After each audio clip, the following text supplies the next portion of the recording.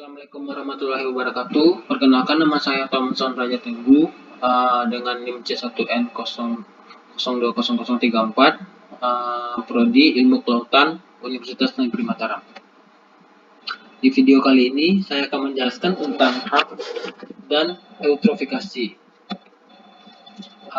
Yang saya bahas kali ini adalah pengertian eutrofikasi, penyebab eutrofikasi dan dampak eutrofikasi, serta cara mengatasi eutrofikasi. Yang pertama ada pengertian eutrofikasi.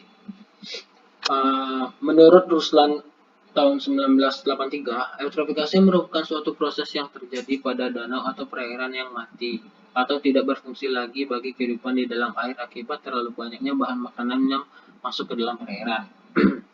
Apabila perairan memiliki nutrien yang berlebihan, maka tumbuhan air mudah berkembang biak, terkadang bahkan sampai menutupi total sebuah perairan.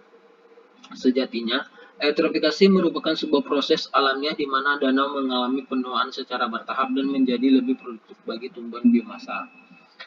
Diperlukan proses ribuan tahun untuk sampai pada kondisi eutrofik. Proses alamiah ini oleh manusia dengan segala aktivitas modernnya secara tidak disadari dipercepat menjadi dalam hitungan beberapa dekade atau beberapa tahun saja. Maka tidaklah heran jika eutrofikasi menjadi masalah di hampir ribuan danau di muka bumi, sebagaimana dikenal lewat fenomena alga bloom. Selanjutnya ada penyebab eutrofikasi. Eutrofikasi dapat disebabkan beberapa hal, di antaranya karena ulah manusia yang tidak ramah terhadap lingkungan dan emisi nutrisi dari industri digadang-gadang sebagai penyebab utama eutrofikasi perairan. Limbah industri sendiri bisa berasal dari proses alamiah di lingkungan air itu sendiri, atau industri, deterjen, pupuk Pertamina, limbah manusia, dan limbah peternakan.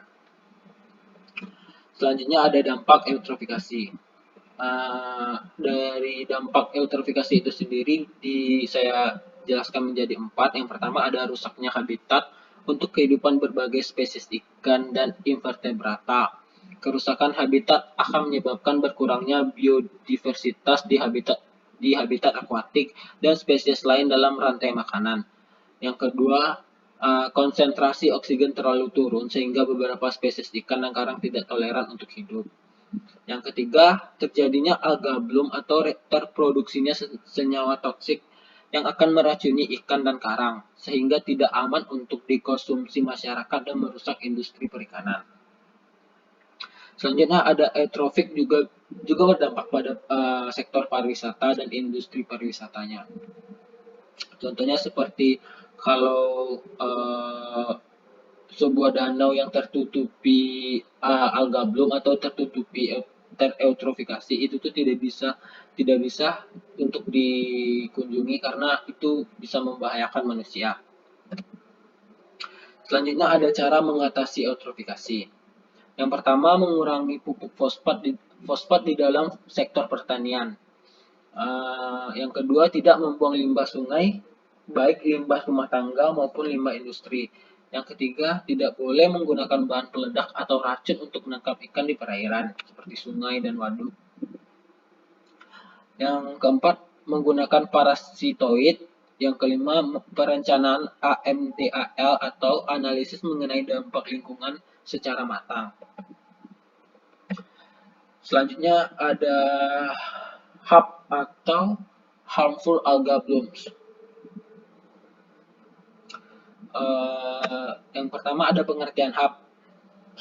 HAP atau Harmful Alga Bloom merupakan fenomena terjadinya peningkatan populasi fitoplankton secara cepat dan drastis, sehingga mengakibatkan berbagai masalah organisme akuatik dan keracunan pada manusia serta menurunnya kualitas perairan. Selanjutnya ada penyebab HAP. Penyebab terjadinya harmful alga bloom atau HAP adalah karena meningkatnya populasi fitoplankton secara berlebihan. Hal ini terjadi karena kondisi lingkungan perairan yang mendukung seperti peningkatan kadar nutrien. Nutrien yang dimaksud adalah nutrien yang lebih mendominan mengakibatkan pengayaan unsur hara yaitu nitrat dan fosfat. Selain itu terdapat juga penyebab lain yang menjadikan jumlah alga dapat meningkat secara cepat. Salah satunya adalah dengan adanya pemanasan global. Pemanasan global yang semakin meningkat di tahun-tahun ini membuat suhu perairan juga ikut meningkat. Peningkatan suhu di perairan akan memicu aktivitas metabolisme alga. Akibat dari meningkatnya metabolisme alga adalah reproduksi dan aktivitas pembelahan sel yang dilakukan juga dapat berlangsung lebih cepat. Selanjutnya, ada dampak dari HAP. Yang pertama, dapat mengancam perekonomian dari suatu wilayah karena dapat mengakibatkan kematian pada biota perikanan yang membuat harga biota tersebut menurun bahkan tidak bernilai. Yang kedua, dapat membahayakan kesehatan manusia. Yang ketiga, matinya biota perairan akibat paparan toksin yang berasal dari hasil ekstresi alga. Yang terakhir, ada berkurangnya kadar oksigen terlarut dalam air. Sekian yang selanjutnya cara mengatasi HAP. Yang pertama itu dengan menaiki salinitas. Yang kedua, pengurangan pupuk fosfat di dalam sektor pertanian. Yang ketiga, tidak membuang limbah ke sungai baik limbah rumah tangga maupun limbah industri. Yang keempat, ada tidak boleh menggunakan bahan peledak atau racun untuk menangkap ikan di perairan. Yang kelima, menggunakan parasitoid. Yang terakhir, perencanaan AMDAL atau analisis mengenai dampak lingkungan secara matang.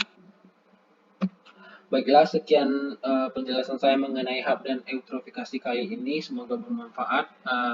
Terima kasih. Assalamualaikum warahmatullahi wabarakatuh.